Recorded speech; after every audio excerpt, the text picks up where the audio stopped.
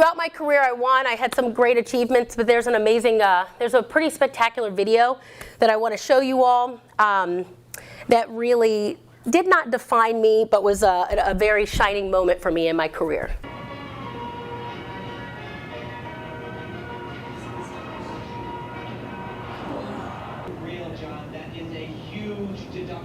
That was very painful when I fell and I embarrassed myself in 1996 in front of 50,000 people in the Georgia Dome with, I always said to audiences, millions of people watching, and the other day I was doing some research and it was actually 3.5 billion people globally watching, according to the Sports Business Journal. Now all 3.5 billion weren't watching gymnastics, don't worry about it, probably just about 2 or so, because gymnastics is one of the most popular sports during the games. That sucks. You know, that it really sucks. And I remember when I fell and I finished the routine and I ended up on vault and I ended up not in 3rd place but in 19th place. But I will say I learned so much more about myself, about my character, and about life through that painful experience. Pain is truly for a purpose. What can I get out of this painful situation? How can it help better define my character? How can I grow? How can I then be more compassionate to other people? How can I then love someone differently or be more empathetic? I mean, just think about the world we live in, and many times you get caught up in your own little bubble. I know I do. And I was in a great, not comfortable bubble for 18 years of my career as a gymnast, but just think, it was all about my dreams and goals. Now I'm in the real world. And I've realized there's a lot of hurt and a lot of pain. And when you start looking beyond yourself, you start growing as an individual. I started the sport of gymnastics when I was 6 years old. I made it to my first Olympic Games when I was 15.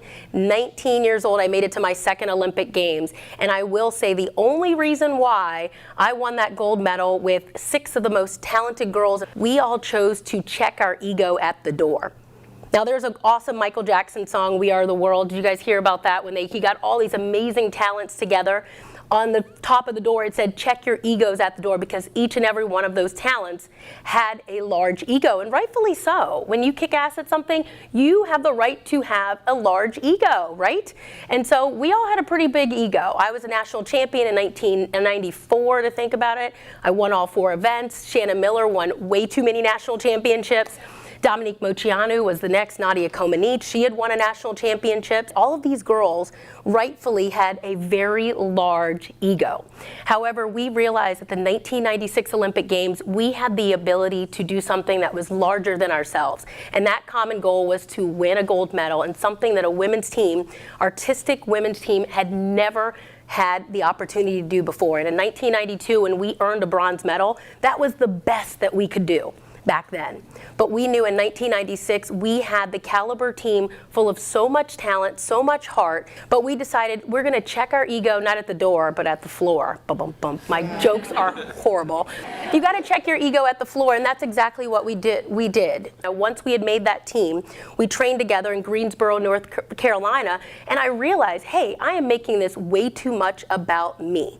Way too much about me. And my teammates felt the same way. It was a very humbling moment for me to recognize, hey, I needed these girls, you know, and they needed me. And I think whenever you're working in a team, either in your professional setting or even in your home, you need to recognize when you get in trouble, it's when your ego takes over. Looking over at Amanda Borden or J.C. Phelps, I could look and say, hey, they only competed in 2 events. If you know anything about gymnastics, there's 4 events. They only competed in 2 events. I did so much more.